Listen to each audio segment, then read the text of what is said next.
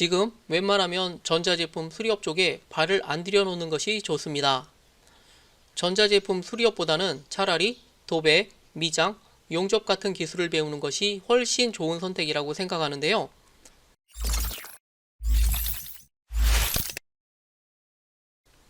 제가 이 주제를 가지고 고민을 한 이유는 누군가의 생계가 달린 아주 중요한 문제이기 때문입니다. 가장의 잘못된 선택은 당사자와 그에 딸린 식구들 전체가 앞으로 몇 년간 고통을 받을 수 있기 때문에 혹시 수리업에 대한 오해로 무모한 도전을 하시는 일은 최소한 막아야 되겠다고 싶어 오늘은 좀 현실적인 이야기를 해드려 볼까 하는데요. 제 영상을 보면 뭐 이것저것 못 고치는 거 없이 다 고쳐서 돈 잘 버는 것 같죠. 사실 현실은 영상에서 보는 것과는 좀 다른데요. 실제로 수리 의뢰를 받아서 제품 수리를 완료하고 입금받는 것은 대략 60% 내외인 것이 아닐까 추론해 보는데, 나머지 40% 정도는 수리를 위해 분석하고 노력한 대가를 전혀 받지 못하는 수리 불가나 수리 실패라는 그림자가 감추어져 있습니다. 요즘 전자제품이 자꾸 축소화되고 BGA 타입으로 통합되다 보니 불량 부품의 위치를 알고도 수리 불가 판정을 내리는 확률이 자꾸 높아지는 것 같더라고요. 또 한 가지 수리 단가인데요. 어떤 제품을 수리하고 나면 시간 대비 적절한 인건비와 부품 비용을 청구하여 받아야 하는데, 이게 좀 안 맞기 시작한 지가 꽤 오래전부터 시작된 것 같습니다. 아시는 것처럼 새 제품 가격이 너무 저렴하다 보니 수리하는 것보다 새로 사는 것이 당연히 소비자 입장에서 유리하죠. 새 제품 가격이 저렴하면 더 이상 수리할 이유와 수리업자가 존재할 이유가 없어지므로 오래전부터 실력 있는 수리업자분들도 이쪽 일을 그만두고 다른 일을 찾아서 가시는 경우가 꽤 많이 생겨나는 것 같더라고요. 또한 유튜브를 통해서 수리 노하우가 일반 대중에게 알려지며 동네 컴퓨터 수리점들의 위치가 점점 사라지고 있다는 건데요. 이건 현실이고 팩트이기 때문에 여러분들이 꿈꾸는 전자제품 수리의 로망, 환상으로 이쪽 세계에 어설프게 발을 들여놓는다면 100점 100패가 기다리고 있다는 사실 꼭 기억하셨으면 좋겠고요. 수리는 하루아침에 잘할 수 있는 것이 아닙니다. 사설 학원 같은 곳에서 며칠, 몇 달 만에 단기로 끝내는 노하우가 있다는 것을 홍보하고 있는데요. 한마디로 어처구니 없고 현실적으로 절대 불가능하다고 말씀드리고 싶네요. 그렇다면 아예 가능성이 없는 거냐? 꼭 그런 것만은 아니고 어느 업종이나 틈새는 있기 마련이라 자기 나름대로 실력을 쌓고 시장을 개척한다면 꼭 레드오션이라고 말할 수 없다라고 생각하는데요. 자, 그래서 오늘은 수리업을 꼭 하시고자 하는 분들을 위해 몇 가지 중요한 팁을 알려드리니 지금부터 잘 들어보세요. 첫째, 준비 기간을 길게 가져라. 전자제품 수리를 잘하려면 소프트웨어적인 부분과 하드웨어적인 부분을 통달하고 있어야 합니다. 각 제품의 문제가 무엇인지 순간적으로 진단하고 적절한 대책과 견적이 동시에 나와야 하죠. 이런 통밥이 나오려면 당연히 수많은 경험이 없으면 수리는 실패로 끝날 수밖에 없겠죠. 이런 다방면의 지식과 노하우는 하루아침에 터득될 수 있는 게 아닙니다. 전자제품 수리도 스마트폰, 아이폰, 노트북, 컴퓨터, TV, 기타 산업용 기판 수리 등 아주 다양하게 나누어져 있는데요.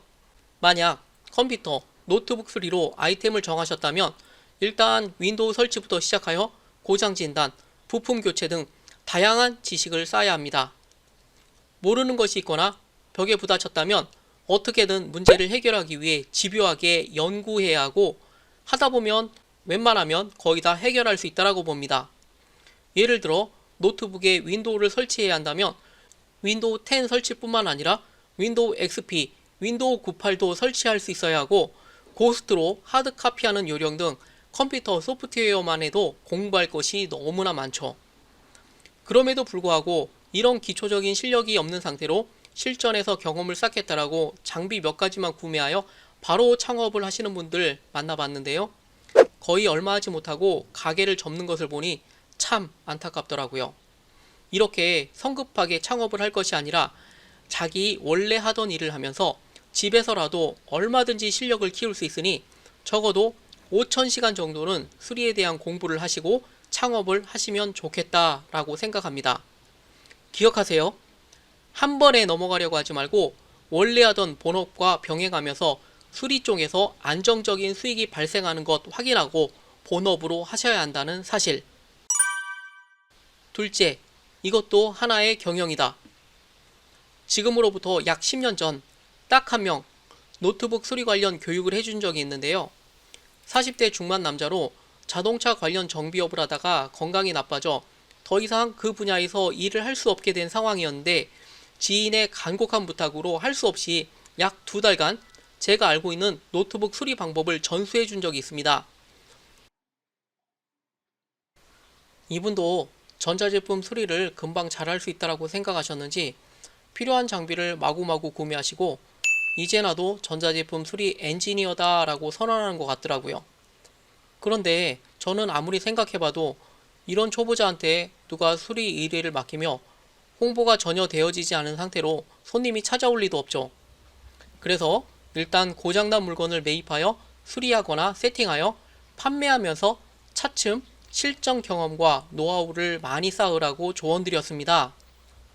10년 전만 해도 스마트폰이 등장하기 전이라 노트북은 부피도 적고 판매 금액도 높아서 상당히 메리트 있는 아이템이었죠. 그래서 물건 매입부터 노트북 고장 점검하는 방법, 필요한 장비, 윈도우 설치 방법 등 정말 열심히 가르쳐 주었고 실제로 그분도 나름 최선을 다했던 것으로 기억합니다. 사실 이 정도 2달 교육만 통해서도 어느 정도 기술적으로 자립이 가능한 수준으로 성장을 하는데요.